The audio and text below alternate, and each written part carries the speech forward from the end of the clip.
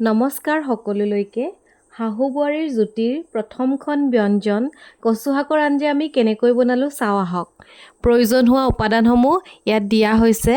প্ৰথমে আমি দেখুৱাৰ দৰে আটাইকেইটা বস্তু যোগাৰ কৰি ল'লো আৰু তাৰ পাছতে কাটি বাছি ধুই এনেকৈ ৰেডি কৰি ল'লো। মায়ে এনেকৈ কেৰাহীত প্ৰথমে তেল দিলে, তাৰ পাছতে তেলখিনি গৰম হোৱাৰ পাছতে পাঁচফোৰণ দিলে আৰু কাটি লোৱা কচুৰ ঠাৰিখিনি লগতে কচুৰ পাতখিনি একেলগে দি দিলে। কেৰাহীখনৰ আকৃতিটো চাই নাহাঁহিব আকৌ দেই, এয়া ৰুহি আৰু মোৰ টনাটনিত এনেকুৱা আকৃতি পালে। কিছু সময় এনেকৈয়ে ঢাকোন মাৰি কচুখিনি সিজিবলৈ দিয়া হ'ল। তাৰ পাছতে আকৌ এবাৰ চেক কৰা হ'ল সিজিছেনে নাই। এয়া অলপ সিজাৰ পাছতেই মচুৰ দাইলখিনি দি দিয়া হ'ল, পুনৰ অলপ সময়ৰ বাবে সিজিবলৈ দিয়া হ'ল। মচন্দৈ, মধুফুলে, ৰঙা টেঙামৰা, বিলাহী।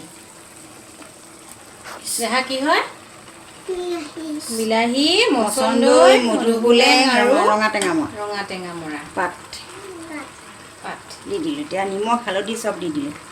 দি পেলাই পানী অকণমান দি ঢাকনা মাৰি সিজাই দিলোঁ। অলপ দেৰি লৰাই পেলাই তাৰপিছত একেবাৰে থুপথুপকৈ হ'ব আৰু নমাই দিব লাগিব। এয়া নিমখ দিলে, তাৰপিছত কি দিব দেহা? মছলা। মছলা নিদিয়ে, হালধি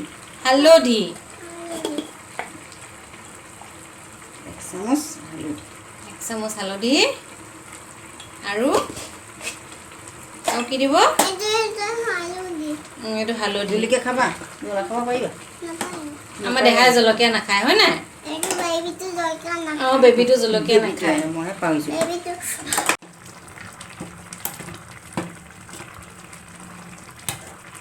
এখন কি বনাইছে? জনম গুটি। এই জনম গুটি কেলে কয়? কচু গাঁতক জনম গুটি বুলি কেলে কয়? কোনোবাই জানে নেকি বাৰু কচু শাকক কিয় জনম গুটি বুলি কয়? কি দিছে আইতাই? ধনিয়া। কৈ দিয়া। তুমি নাই দেখা, চকী এখন আনিলো আগে। অকণমান দাঙি দিয়া চাওক। এয়া আমাৰ আঞ্জা ৰেডি হৈ গ'ল।